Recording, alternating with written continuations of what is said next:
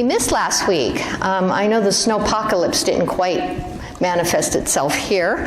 We were all ready to, be buried under for a week, and it didn't happen. But we did have some snow, and probably the outlying areas did. And we draw from a pretty wide area, so I think it was decided by those people in charge of such things here to stay safe, let you have a weekend off at home, sleep in, and it was probably the best idea. I understand up in Seattle, they've still got snow, and so that's up in the Seattle areas where a lot of our members are today, including our sensei, at the Northwest District Convention. So I hope they're all having a good time, and they had a wonderful convention. I'm sure they did. They're probably doing about the same thing we are. They're having their closing service. So that's where some of our folks are. So I decided not to go this year for several reasons. I didn't want to spend that money right now, and some other things. So, but that leaves me free to be here today, and see you here, and talk to you today, and every time we choose to do one thing, we give up doing another. So I chose not to go to convention. I'm doing this instead. Every time we choose one thing, we forgo the chance to do another. And every time we give up something, we know we've lost that opportunity. So that's usually referred to, I guess, at least in economics, as opportunity cost. You take your choices, and you miss out on other things in life. And that can, just the fact that we're going to lose out on the other option can make us indecisive, like the donkey. He really wanted both batches of hay, I think, and in the end he couldn't make up his mind, and he got to eat neither pile. So we do have to make a choice. We have to move forward, or to some extent we've decided to take the consequences of not deciding, which are dropping dead of hunger, or not going to any service, or whatever. So I was mulling this over the other day, looking for a topic for today, and I began to think about choices, and how choices are maybe a particular kind of karma. Karma is action, and making a decision, making a choice is an awfully important kind of action. And I think when sometimes we say, well, like colloquially, oh, that was his karma. What we really mean is that was the results of the choices he made. And he made those choices, he's had to live with them. So make good choices is probably the subtext of that. Some choices we make have a really big impact on our lives, and even when we're preparing to make them, we know that's true. If we're deciding what school am I going to go to, what college am I going to go to, should I marry this person, should I get married at all, should I have kids, should I take a specific job, should I buy this house? We know those kinds of things are big, and they're going to structure our lives into the future. And so we usually, we take great care, and we spend a lot of time thinking about it and researching, and we may have trouble really deciding those, because we know what kind of an impact they're going to have on us. And then there are other smaller decisions, smaller choices that we do day in and day out. But even those things can have a great impact as they accumulate, the effects of those repeated choices. So what to have for lunch isn't necessarily a real big decision, except that, what you have for lunch every day over years becomes your diet. And we know that can have a really profound effect on your health. So little choices matter too. So a few weeks ago, so we're just kind of coming off the new year here. And a few weeks ago, with these kinds of things in mind, my office mate, Andrea, said to me, she said, hey, you've got to check out this stuff online by the organizing guru Marie Kondo. She said Marie Kondo because she hasn't been around Japanese, but that's her name. And she said she really liked listening to her stuff, because the way she talked just made her feel so calm and in control and peaceful. So have you heard of Marie Kondo? How many people have heard of her stuff? So quite a few, and some not. So I'll kind of explain what's going on.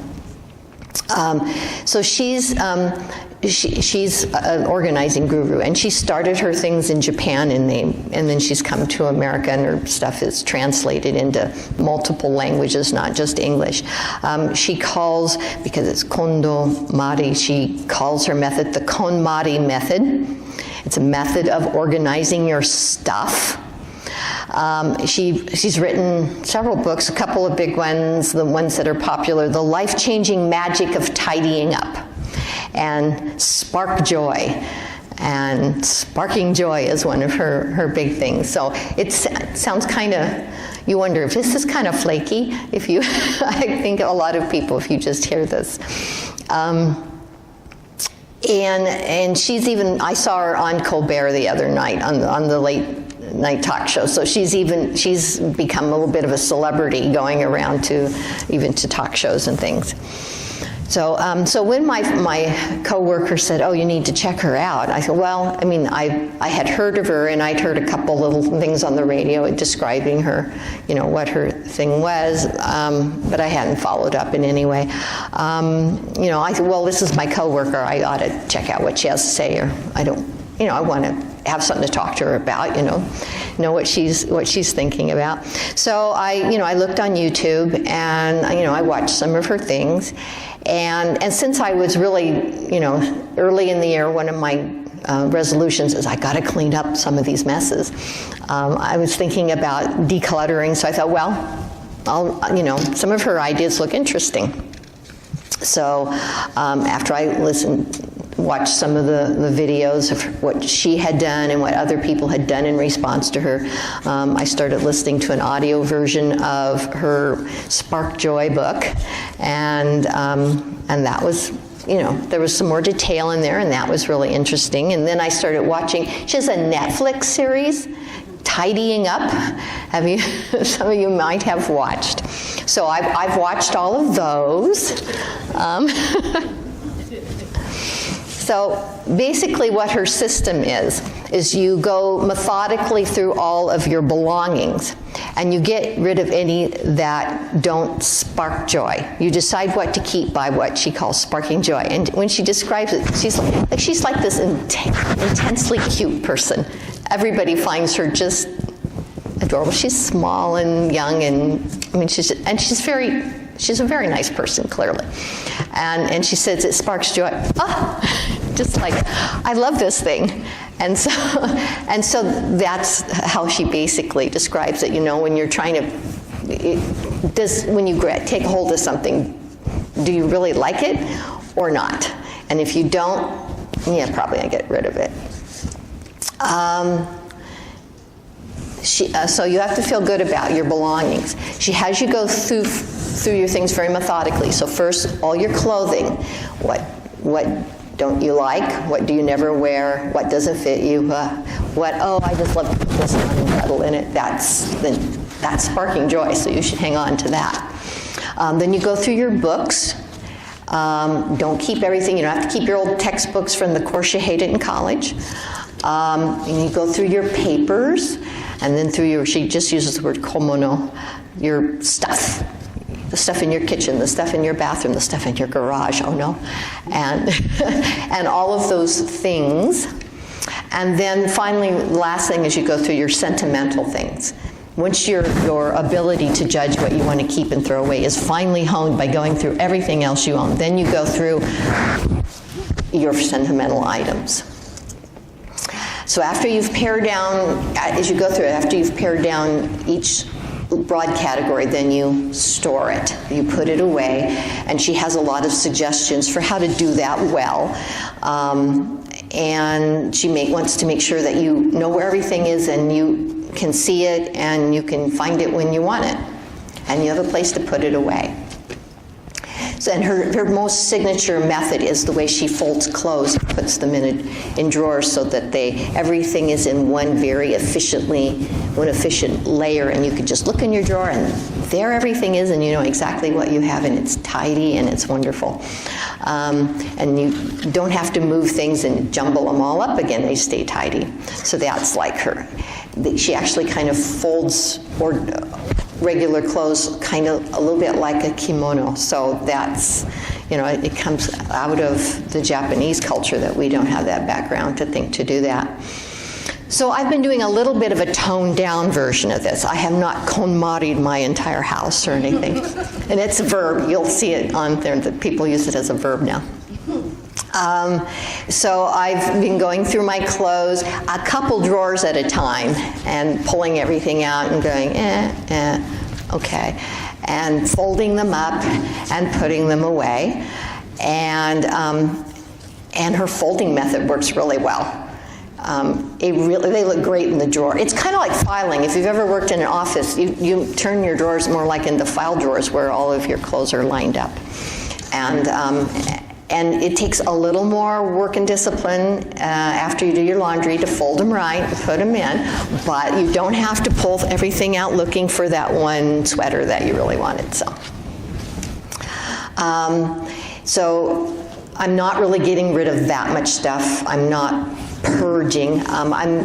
But I am getting rid of a few things, and it's helping. Her ideas are helping me make that choice. And then I'll move on to books, I think soon, but I won't get rid of many of my books. I can guarantee you that, but maybe a few old texts. Have any of you watched her series? I saw a couple hands.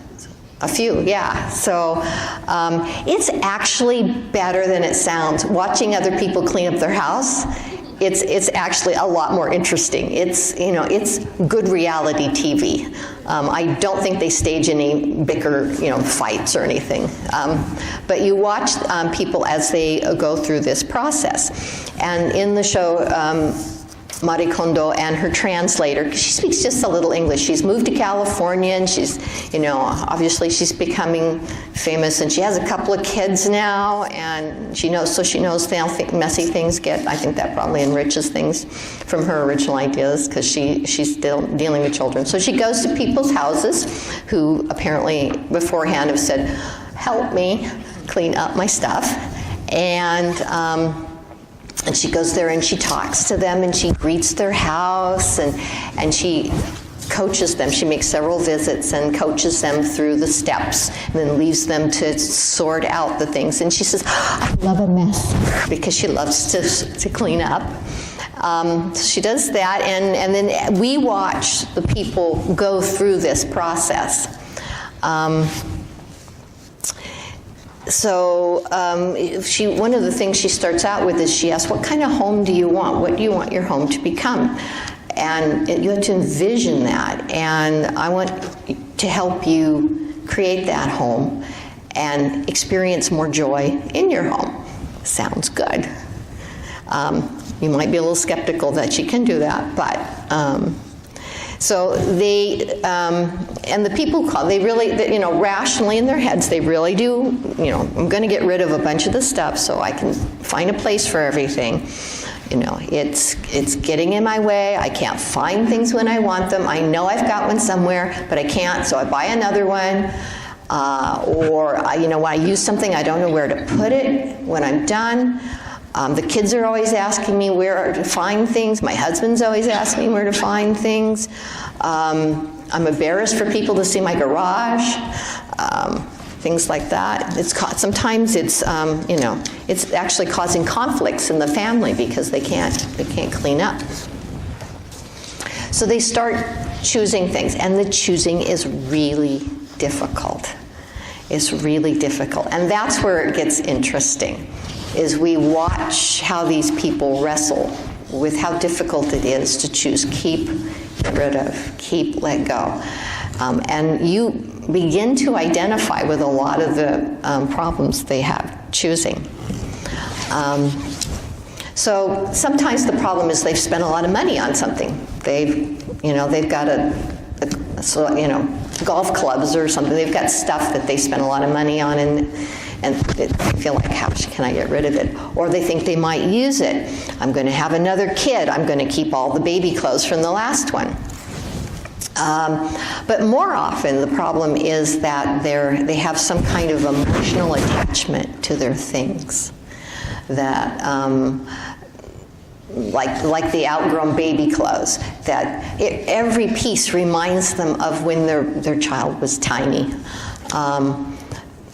A lot of things maybe were gifts, and they remember the dress their grandmother bought her. You know, one person remembers the dress her grandmother bought her, and her grandmother had passed away years ago. So it's very hard for her to let go of that dress. And every time she sees it, she remembers the trip to the store with her grandmother, even though she never wears the dress anymore. One episode is about a woman, a widow, who has to go through her husband's things. So a lot of them, there's a lot of emotional attachment to it. Other things it's hard to let go of because, you know, that they aren't suitable anymore, but you still have them. So that once they were great, but now you've gotten older, maybe you've put on weight, it doesn't fit anymore. Maybe sometimes the items remind you of who the person you used to be, and you're no longer that person. Or maybe they remind you of the person you hoped to be, and you're not. The projects you never finished. So things like that really make everybody like wrestle with certain categories of belongings. And you realize that not very many of the things that they have or that you have are just lifeless objects, that they're all like imbued with memory and meaning, and you're attached to them because they reflect some part of your life. And it's hard to let part of your life go. So I've experienced some of those feelings, you know, going through my own things. I like that sweater, but I hope to lose some weight, but I'm never going to get into that, right? You know, that feeling. I'm never going to be that small again. So one of the strong points about this method is that Marie Kondo recognizes this difficulty. She anticipates it, and she warns her people that it's going to be hard. When they'll express something, and she, yeah, I know, but you know, you have to really think it through. Is it worth taking it into the future with you? So working through that requires a kind of mindfulness and introspection that people aren't, you know, always used to doing, at least not in relationship to their things.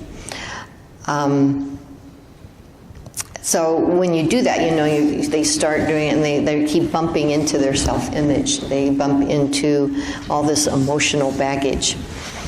And so normally if you start cleaning your house and you start bumping into this emotional baggage, that's when you stop going through your things, right? I stopped going through, I don't want to go through my things that I put away because they don't fit anymore, even though they're nice, so I don't. So one of the things is maybe if you know that this is the process, then when you start bumping into those difficult emotions, you'll say, oh, this is how it's supposed to be. I can keep doing this because it's supposed to be this way. It's not supposed to be I'm weak or stupid or whatever, or silly.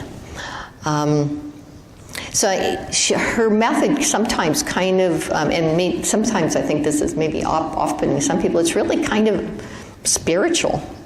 It really is. And I was looking at her Wikipedia entry, and it maybe isn't too surprising. She spent 5 years as a shrine maiden in a Shinto shrine. So there actually is this idea of purifying and cleaning and cleansing, and that the physical cleansing being part of the mental cleansing. So she has that. So then after we see these people clean their house, and the house is all wonderful and reorganized, then we see the family reporting about what it was like, and they almost always say, not only is it a lot easier to live in this organized, orderly house, but the cleaning itself was therapeutic, that I learned so much about my partner or my kids or my parents, what kind of person they are, what things mean to them, or, you know, why they had trouble, and I learned something about the person that they are that I didn't know, and I learned things about myself. So it was a therapeutic activity for them, which is kind of interesting. And so those are the things that makes it, actually a good television series. So, and then of course that's the end of the episode, and they live happily ever after, right? And the house stays clean and tidy, and they don't go shopping again ever, right? We don't know.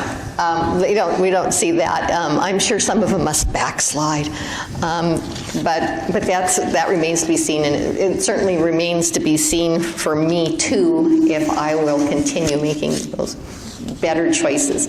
Even if I get no further, can I at least keep my clothes tidy in the drawer? I don't know, but it's those choices, those little choices in life that can, over time, will I accumulate piles of stuff more and more, or will I turn over a new leaf and